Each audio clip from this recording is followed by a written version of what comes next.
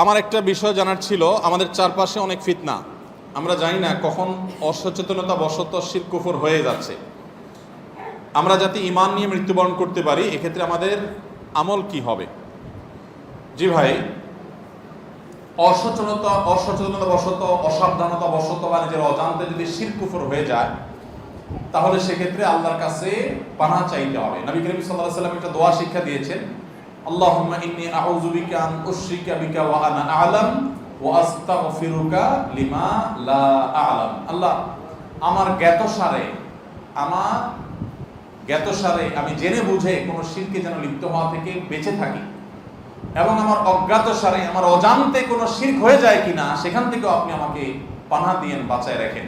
এই দোয়া আল্লাহর কাছে করতে হবে। তরুণ ভাইরা আমার, বিশেষ করে আপনাদেরকে বলতে চাই, সূরা কাহফে আসহাবে কাহফের যুবকদের ঘটনা ভালো করে পড়বেন।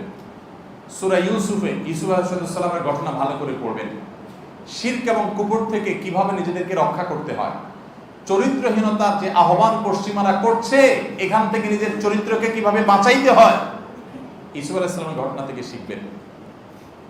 মনে রাখবেন, খুব বেশি তরুণের দরকার নাই, অল্প কিছু তরুণ যদি ঈমান আমলকে বাঁচায় রাখতে পারে, শিরক মুক্ত জীবন ধরে রাখতে পারে, নিজের চরিত্রটাকে হেফাজত করে রাখতে পারে, এরাই ইনশাআল্লাহ গোটা সমাজের পট একবার পরিবর্তন করবে। এরাই একসময় ইনশাআল্লাহ সমাজের পট পরিবর্তন করার জন্য যথেষ্ট হবে। আসহাবে কাহফের যুবকদের সংখ্যা খুব বেশি ছিল না ভাই, ৬-৭ জন মানুষ ছিল, পট পরিবর্তন করে দিয়েছে ভাই। অতএব যুবকরা মনে রাখবেন, আমি সবসময় বলি, চরিত্র নষ্ট করা এটার জন্য যোগ্যতা লাগে না। হারাম রিলেশন করলেন, অবৈধ সম্পর্ক করলেন, জেনা ব্যভিচারে লিপ্ত হলেন, এগুলোর জন্য যোগ্যতা লাগে না। এগুলো গরু ছাগলও পারে, অযোগ্য মানুষ, অথর্ব মানুষও পারে, কিন্তু এগুলো থেকে বাঁচার জন্য মেরুদণ্ড দরকার হয়, হিম্মত এবং সৎসাহস দরকার হয়, যে আমি আমার চরিত্রে কালিমা লাগতে দেব না, আমার সকল ভালোবাসা জমিয়ে রাখবো বৈধ ভালোবাসার জন্য, বৈধ স্ত্রীর জন্য, বৈধ বিবাহের জন্য। কিন্তু আপনাকে ভালো থাকতে দেয়া হবে না।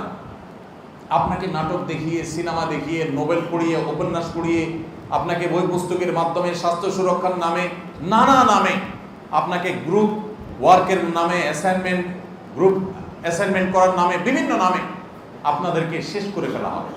এখন দেখবেন যে আমাদের শিক্ষা বিভাগে কর্মকর্তাদের মূল মাথা ব্যথাই হলো যে ছেলে মেয়েদেরকে একসাথে কাজ করতে দাও, একসাথে পড়াতে দাও, আলাদা কেন হবে, আলাদা করতে দিবে না। বুঝে আসছে কথা? একসাথে করে ফেলার এক প্রচেষ্টা, একসাথে করলে কি লাভ হবে, কি ফায়দা হবে, একসাথে করলে কি কল্যাণটা হবে আর কি অকল্যাণ হবে, সেটা আমাদের চোখের সামনে। তো যাই হোক, এগুলো থেকে বেঁচে থাকা, শিরক কুফর থেকে এবং চরিত্রহীনতা থেকে বেঁচে থাকা, এটা হলো আমাদের জন্য সবচেয়ে বড় চ্যালেঞ্জিং বিষয়। এই জন্য সেই চ্যালেঞ্জটা আমাদেরকে নিতে হবে।